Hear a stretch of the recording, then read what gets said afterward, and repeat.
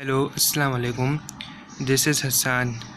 Today I am starting a new course in which I will guide you about maths of class 10th metric Sindh board. In this course I will discuss with you guys all the chapters from unit 1 to unit 15. I will try to help you out in solving exercises.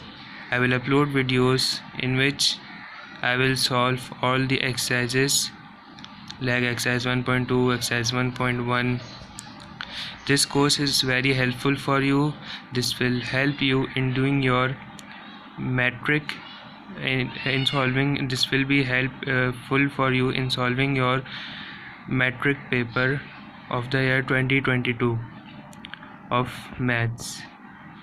So if you want to be the part of this course, so don't forget to subscribe my channel and like this video.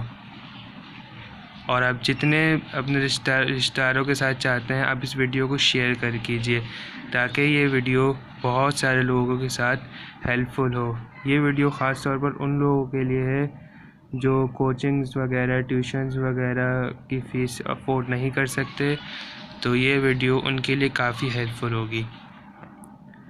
चलिए हम start करते हैं। बिस्मिल्लाहिर्रहमानिर्रहीम। I will start from unit 1 which is sets.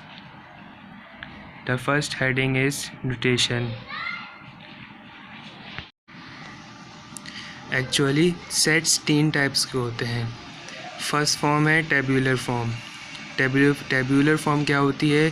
जैसे एक set लिखा है A is equals to curly bracket A B और सी, तो ये हो गई simple tabular form. Descriptive form क्या होती है? जो वर्ड्स में रिप्रेजेंट होती है, जैसे A is equals to the set of first 3 letters of the alphabets in English. तो अगर हम ये जैसे एक डिस्क्रिप्टिव फॉर्म में सेट लिख कर अगर हम इसको टेबुलर फॉर्म में रखने जाएं तो हम कर सकते हैं A is equals to A B C. ठीक है, दोनों का मतलब सही है। और एक और फॉर्म होती है उसको हम कहते हैं सेट बिल्डर फॉर्म। जैसे ये लिखिए एग्जांपल में A is equals to curly bracket. अच्छा, ये जो लिखा है ना एक्स सच डेट एक्स, ये जो लाइन से दिख रही है ना इसको हम सच डेट से रिप्रेजेंट करते हैं। तो इस सेट को हम कैसे पढ़ेंगे? A is equals to curly bracket X such that x is an odd integer. ठीक है, इसको हम कहते हैं सेट बिल्डर फॉर्म। जो सेट के एलिमेंट्स होते हैं, the number of elements in set A is written as N A और डिटर्मिनेंट ए। ठीक है, जैसे F A is equal to A B C, इसके अंदर ये जो ए और बी और सी हैं ना, ये इसके एलिमेंट्स हैं, इनको हम एलिमेंट्स कहते हैं। तो इसके एलिमेंट्स को हम ऐसे भी रिप्रेजेंट करते हैं N bracket A bracket close is equals to 3। ठीक है, इस मतलब इसके अंदर ए के अंदर 3 एलिमेंट्स हैं। सही है, अब हम आते हैं नल सेट और empty set. A set with no element is called the null set or the empty set.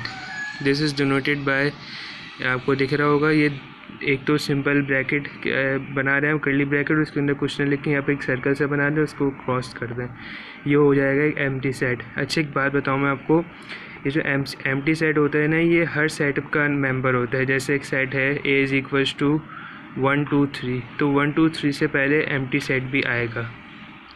जैसे एग्जांपल दी हुई, अब देखें ये एग्जांपल जो है सेट बिल्डर फॉर्म में दी हुई है। A is equals to curly bracket x, मैंने क्या बताया था, इसको सच डेट पढ़ते हैं, such that x is greater than 5 and x is less than 2 curly bracket close. तो ये सेट होगा नल सेट, क्योंकि कोई ये बोलने कोई ऐसे नंबर जो 5 से बड़ा हो और 2 से छोटा हो, तो ऐसा तो कोई पॉसिबल नहीं है, तो फिर ये हो जाएगा नल सेट। फाइनाइट सेट से आप समझ गए होंगे। फाइनाइट मतलब होता है जो ऐसे नंबर्स जो कहीं पे ख़त्म हो रहे हों, और इनफाइनाइट होता है जो कंटिन्यूसली चलते रहे हों, वो ख़त्म ना हो। जैसे फाइनाइट सेट हो गया 1 2 3 4 4 5 6 8 ए बी सी डी ई। और इनफाइनाइट सेट ये ऐसे, ये देखें ऐसे रिप्रेजेंट करते हैं, कर्ली ब्रैकेट में 1 3 5 और कॉमा डॉट डॉट डॉट, ये हो गया इनफाइनाइट सेट। अच्छा, अब इक्वल सेट्स वो होते हैं ऐसे कोई 2 सेट्स जिनके कॉरस्पॉन्डिंग एलिमेंट्स भी इक्वल हो और उनकी क्वांटिटी भी इक्वल हो और क्वालिटी भी इक्वल हो। जैसे एक सेट है A is equals to ABCD, ठीक है, और दूसरा सेट है B is equals to ABCD। तो दोनों सेट्स इक्वल हैं, ठीक है। और इक्विवेलेंट सेट्स क्या होते हैं? इक्विवेलेंट सेट्स वो होते हैं जिनकी क्वांटिटी तो सेम होती है लेकिन क्वालिटी सेम नहीं होती। जैसे एक सेट लिखा है A is equals to ABCDE और एक दूसरा सेट है B इज़ इक्वल्स टू 23154। तो आप देखें इनके एलिमेंट सेम है 5 5 हैं लेकिन इनकी टाइप सेम नहीं, तो ये होगा इक्विवेलेंट सेट, ठीक है।